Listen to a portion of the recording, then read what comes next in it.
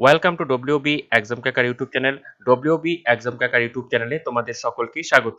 তো যারা যারা এই চ্যানেলে নতুন এসেছো তাদেরকে বলবো চ্যানেলটিকে সাবস্ক্রাইব করে পাশে থাকা বেল আইকনটিকে প্রেস করে দেওয়ার জন্য, সবার আগে বিভিন্ন রকম সরকারি এবং বেসরকারি চাকরির আপডেট পাওয়ার জন্য। তো চলো বন্ধুরা, দেরি না করে শুরু করা যাক আজকের ভিডিও। তো আজকে তোমরা ভিডিও থাম্বনেইল তোমরা দেখতে পাচ্ছ যে পশ্চিমবঙ্গে যে পঞ্চায়েত রিক্রুটমেন্টের যে কিছুদিন আগে খবর বেরিয়েছিল, সেটিরই কিন্তু আরেকটি নতুন আপডেট বেরিয়েছে এবং কবে সেটার অ্যাপ্লাই শুরু হবে এবং কিভাবে শুরু হবে সেটা বিস্তারিত কিন্তু কর্মসংস্থান পেপারে বেরিয়েছে। এ টু জেড ডিটেলস তোমাদের সাথে আজকে আলোচনা করব, ঠিক আছে? তো তোমরা দেখতে পাচ্ছ পঞ্চায়েতে 6552 শূন্য পদে নিয়োগ করা হবে। অনলাইনে দরখাস্ত নেওয়া শুরু জুনে। অলরেডি কিন্তু যে প্রথম যে রেজিস্ট্রেশন সেটা কিন্তু শুরু হয়ে গিয়েছে। তোমরা যারা যারা এখনো রেজিস্ট্রেশন করোনি সেটা অবশ্যই তোমরা রেজিস্ট্রেশন করে নিবে যদি তোমরা পঞ্চায়েত দপ্তরের পরীক্ষা দিতে ইচ্ছুক থাকো। তো এখানে কি বলে রয়েছে, রঞ্জিত ঘোষ নবান্নর তরফ থেকে বলা হয়েছে কি, রাজ্যের পঞ্চায়েত দপ্তরে group D, peon, data entry operator, lower division, assistant, গ্রাম পঞ্চায়েত কর্মী, নির্মাণ সহায়ক, তারপরে সহায়ক, secretary, assistant cashier, accounts clerk, executive assistant, stenographer, clerk cum typist, panchayat samiti peon, block informatics officer ইত্যাদি পদে 6652টি শূন্য পদের জন্য অনলাইনে দরখাস্ত নেওয়া শুরু হবে জুন মাস থেকে। দেখো, দরখাস্ত নেওয়া শুরু হবে ঠিক আছে, কিন্তু অলরেডি কিন্তু যে রেজিস্ট্রেশনটা কিন্তু শুরু হয়ে গিয়েছে। তো কিভাবে শুরু করতে হবে এবং কিভাবে করতে হবে আমি তোমাদের এ টু জেড ডিটেলস বলে দিচ্ছি এবং নিচে লিংক দেওয়া রয়েছে, সেই লিংকের মাধ্যমেও কিন্তু তোমরা অটোমেটিক সেই অফিসিয়াল সাইটে পৌঁছে যেতে পারবে। তারপরে নিচে দেখে নিচ্ছি, দেখো এখানে প্রথম পাতার পর কি বলেছে। দেখো, নবান্নের সূত্রের খবর, ওয়ান টাইম রেজিস্ট্রেশন ও প্রোফাইল সম্পন্ন করার প্রক্রিয়া আগেই শুরু হয়, যেটা তোমাদেরকে আমি বলেছি, যেটা মানে রেজিস্ট্রেশন এবং প্রোফাইল তোমাদের বানাতে হবে। সেখানে কিন্তু তোমাদের যে ডিটেলস সেগুলো দিতে হবে, পাশাপাশি তোমাদের যে সার্টিফিকেট গুলো রয়েছে মাধ্যমিক থেকে শুরু করে, যদি কারো এক্সট্রা মানে এক্সপিরিয়েন্স সার্টিফিকেট বা কম্পিউটার কোর্স সার্টিফিকেট থাকে সেগুলো কিন্তু আপলোড করে দিতে হবে, ঠিক আছে? এটাই মানে নিজের প্রোফাইল তৈরি করা, ঠিক আছে? বহু প্রার্থী এর মধ্যে নাম রেজিস্ট্রেশন করেছেন, কেননা অনেকদিন আগে থেকে শুরু হয়েছে, সেক্ষেত্রে কিন্তু রেজিস্ট্রেশন অনেকেই করেছেন।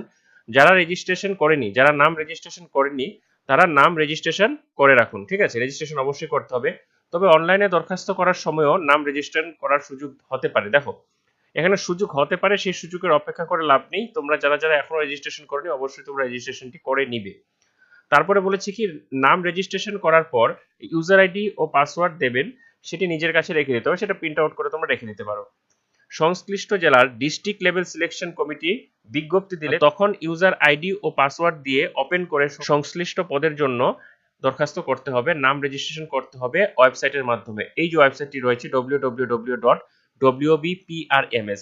তো এখানে একটি কথা বলে রাখছি, এখানে কিন্তু যে বিজ্ঞপ্তিটি প্রকাশ করা হবে সেটা কিন্তু রাজ্য স্তরে প্রকাশ করা কিন্তু হবে না, সেটা কিন্তু ডিস্ট্রিক্ট স্তরে যে ডিএম রয়েছে সেই ডিএম এর মাধ্যমে কিন্তু ডিস্ট্রিক্ট লেভেল সিলেকশন কমিটির মাধ্যমে কিন্তু নিয়োগ করা হবে, ঠিক আছে? এখন দেখো কোন জেলায় কত শূন্যপদ।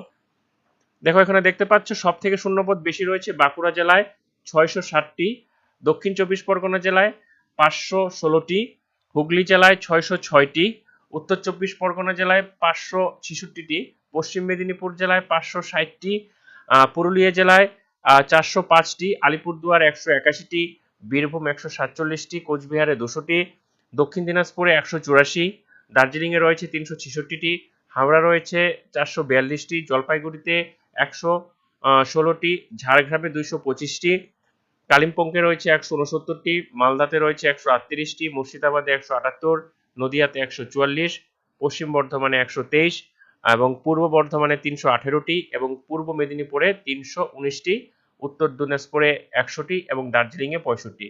তো একটি কথা তোমাদের বলে রাখছি, এখানে এই বিষয়টি কিন্তু একটি কথা ক্লিয়ার করা হয়নি যে যারা যে জেলার বাসিন্দা সেই জেলায় অ্যাপ্লাই করার পাশাপাশি অন্য কোনো জেলাতে অ্যাপ্লাই করতে পারবে কিনা সেই বিষয়ে কিন্তু এখনই বিস্তারিত কিছু বলা হয়নি। যখন রিক্রুটমেন্ট বেরোবে ডিস্ট্রিক্টের তরফ থেকে তখন কিন্তু বিষয়টা ক্লিয়ার হয়ে যাবে। এবং এই পঞ্চায়েত পদে অ্যাপ্লাই করার জন্য কি কি যোগ্যতা চাওয়া হয়েছে এবং কারা কারা অ্যাপ্লাই করতে পারবে সেই বিষয়ে আমি ভিডিও অলরেডি বানিয়ে রেখেছি, আমি নিচে ডেসক্রিপশন বক্সে লিংক দিয়ে রাখছি। তোমরা অবশ্যই যে যার যোগ্যতা রয়েছে সেই যোগ্যতা অনুযায়ী কিন্তু তোমরা অ্যাপ্লাইটি করতে পারবে। আর ভিডিওটি যদি তোমাদের ভালো লেগে থাকে তাহলে অবশ্যই চ্যানেলটিকে সাবস্ক্রাইব করে পাশে থাকা বেল আইকনটিতে প্রেস করে দিও বিভিন্ন রকম সরকারি এবং বেসরকারি চাকরির আপডেট পাওয়ার জন্য। ততক্ষণের জন্য ভালো থাকো, সুস্থ থাকো। নতুন ভিডিওতে আবার দেখা হচ্ছে।